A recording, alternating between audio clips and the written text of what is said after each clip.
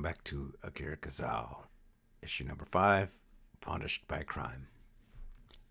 Ariane Winterheart resisted every urge to check on her wife. The two had come to an understanding that should some large-scale event surface, they would do their best to stay connected rather than be pulled apart. It was the main reason the Wood Elf Samurai had insisted they take a break from being heroics.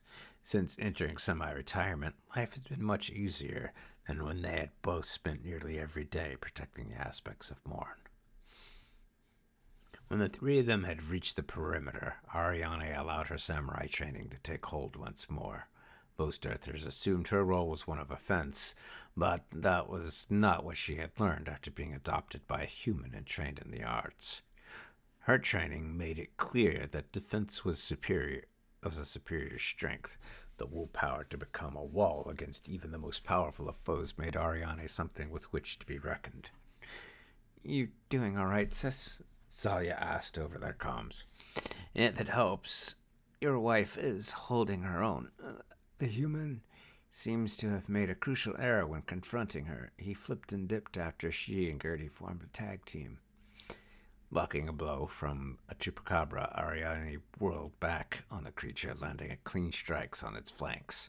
Her blades, like many weapons used by other heroics, were specifically designed to leave no lasting harm or on anyone they connected with. Thus, no blood poured down them, but several long purple bruises appeared across the creature. "I am grateful for the update," Ariane said as she stared down at the monster. "Is there any sign of the chaos slowing down? I have veered off over a dozen redcaps, chupacabra, lurkers, and HLS. I have seen a couple members of the Walkers of the Storm arrive to assist as well. Ghost Comet and Lunar Twilight are a terrifying duo to observe taking down foes together. I wish I could see that, but I'm a bit to the north helping the Withers put down a large pocket of lurkers. They had managed to grab away a few of the llama. Seems like the fighting is spreading out, which may work to our disadvantage."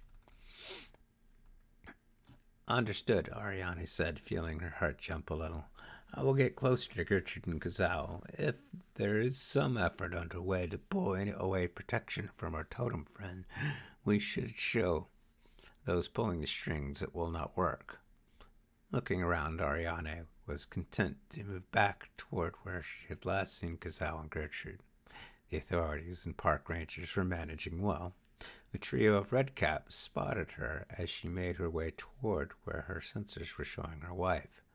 The fiends held aloft crooked daggers coated in toxins. Unfortunately for them, their bloodlust normally allowed for quick work. "We remember you," one of the redcaps shouted, rushing in quickly. His daggers missed their mark as she sidestepped to bonk the first of the redcaps in the head. A second tried to slow, but a quick thrust brought the hilt of both katana into his sternum. The last snarled, coming to a halt. He pulled out his cell phone to make, of all things, a phone call. "The Wood Elf is occupied. The Blight Elf has escaped Isaac." "Can you keep the samurai occupied?" a voice on the other end of the phone said. For whatever reason, the redcap had put the call on speaker for all to hear. Having no patience for a continued distraction, she rushed him. However, the redcap was not as volatile as the other two. He sprinted backwards over obstacles as if he knew where he was treading without seeing. "I would say I easily have her attention," he said, putting his phone back in his pocket on his belt. "So, you're the vaunted Wood Elf that was adopted by a family of samurai. Let's have a go at what we both will enjoy. Well, you're a heroic, so this distraction is going to really annoy you. Let's get the fight going. I have a paycheck to earn." Shrugging, Ariane bolted in the direction her sensors still showed Kizzau. Her wife was moving quickly. In a blink, the redcap was in front of her, slashing with his daggers. The dwarf was surprisingly fast. She could sense the other redcaps closing on her position as well. Taking a nod from her sister, Ariane began darting over obstacles in an effort to trip up her pursuers.